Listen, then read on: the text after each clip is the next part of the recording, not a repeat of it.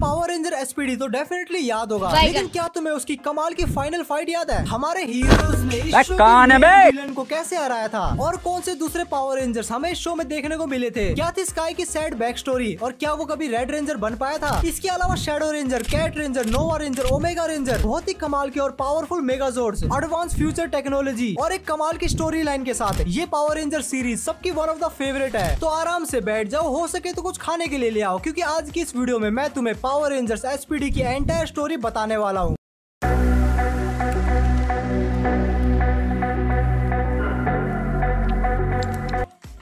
कहानी की शुरुआत होती है ईयर 2025 में। हाँ, शो के हिसाब से हमने इतनी डेवलपमेंट कर ली होती अगर हम भाषाओं के चक्कर में नहीं लड़ते तो। अरे बाप रे, ये तो धोती खोल रहा है।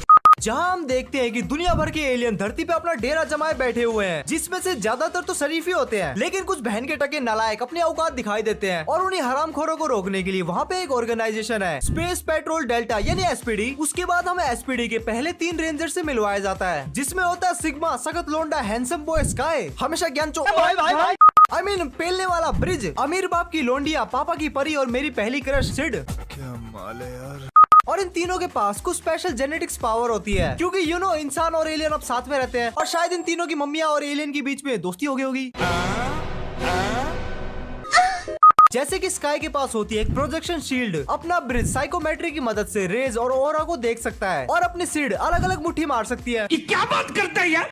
मेरा मतलब अपने घुसंड को एलिमेंट की मदद से बदल सकती है। अपने तीनों रेंजर्स किसी एक एलियन से लड़ रहे होते हैं, लेकिन एक्चुअल में वो एसपीडी का एक ट्रेनिंग प्रोग्राम होता है। उसके बाद हम देखते हैं cat, damn she is on. दरिंदगी चेहरे से टपकती है, नंबर 1 का कमीना। कैट असल में एसपीडी की हेड टैग ऑफिसर होती है और बूम उसका कामचोर नालायक चेला होता है। उसके बाद हम मिलते हैं एक कुत्ते से। गालिन दे रहा, ये सच में कुत्ता है। ये साहब एसपीडी के बॉस होते हैं, जिनका नाम होता है कमांडर क्रूगर, जो कि किसी 9th सेक्टर में हमला होने की बात करते हैं और एसपीडी की ए ग्रेड फोर्स को वहाँ पे भेजते हैं। उसके बाद हमें दिखाया जाता है इस शो का मेन विलन दी एम्परर ग्रूम, जिसकी क्रूगर से पुरानी जान पहचान रहती है। अपने कुकुर की पहुंच दूर है भाई, लेकिन ये दोनों एक दूसरे को कैसे जानते हैं, इनकी क्या हिस्ट्री है, वो तो हम आगे जानेंगे। उसके बाद हम देखते हैं कि बी ग्रेड रेंजर्स के गुर्दों में खुजली होती है ए ग्रेड में ट्रांसफॉर्म होने की, पर अपना क्रूगर उनको उनकी औकात दिखा देता है और चोरों को पकड़ने के लिए भेज देता है। उस लोकेशन में जाने के बाद उन्हें जैक और जी नाम के एक लोंडा और लोंडिया मिलती है, जिनके पास भी कुछ स्पेशल पावर्स होती है, जैसे कि जैक किसी भी चीज की आर पार जा सकता है और जी खुद के डुप्लीकेट्स बना सकती है। ओह, पर इनके पास ये सब पावर्स आए कहां से, वो तो हमें आगे स्टोरी में पता चलेगा। लेकिन अपने तीनों रेंजर्स एकदम लल्लू निकलते हैं और वो तीनों मिलके 2 चोरों को पकड़ नहीं पाते, जिसके बाद क्रूगर उन्हें डांट लगाता है। और दूसरी तरफ हम देखते हैं कि जैक और जी B4 वाले नहीं बल्कि B4 भले मानुस है, जो कि चोरी किया हुआ सामान गरीब एलियंस में बांट देते हैं। और हमें ये भी पता चलता है कि जो अपना लोंडा स्काई है उसे रेड रेंजर ही बनना है, क्योंकि उसका बाप भी रेड रेंजर ही था और रेड कलर उसे अपनी विरासत में चाहिए ही थी। अब जबकि ए स्क्वाड अपने मिशन पे गई थी, तो क्रूगर बी स्क्वाड को उनके मोर्फर्स देता है और हमारे स्काई भाई साहब को क्या मिलता है? ब्लू रेंजर,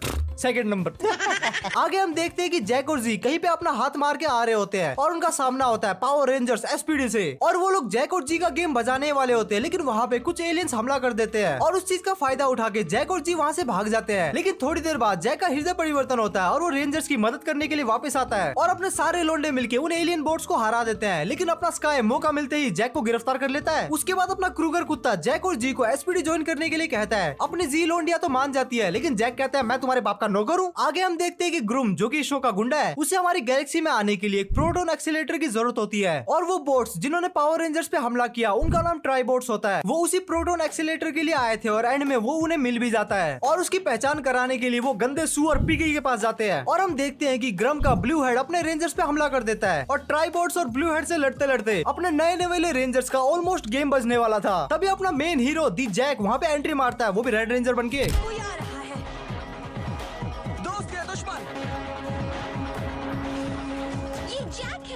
और हमारी नई नवेली पावर रेंजर्स गुंडे लोगों का गेम बजा देती है, लेकिन एंड में वो लोग उस प्रोटोन एक्सीलेटर को ले ही जाते हैं। आगे हम देखते हैं कि अपने रेंजर्स किसी एक चोर को पकड़ रहे होते हैं और वो अपने लीडर के इंस्ट्रक्शन का वेट कर रहे होते हैं। अपने जैक को पता नहीं होता कि वो रेड रेंजर मतलब इन सब का लीडर है और इसी चीज को लेकर स्काई और जैक में मनमुटाव होते हैं, क्योंकि स्काई को लगता है कि उसे रेड रेंजर होना चाहिए था, क्योंकि जैक लीडर बनने के लायक नहीं है। आगे हम देखते हैं कि ग्रम एसपीडी की हेलिक्स फेडरेशन पे हमला करता है और अपना क्रूगर ए स्क्वाड के रेंजर्स को वहाँ पे भेजता है। दूसरी तरफ जैक अपने लीडर बनने की खुशी में सब पे हेगड़ी झाड़ता है, लेकिन जल्दी ही उसके टीममेट उससे रेड रेंजर की पोजीशन छीन लेते हैं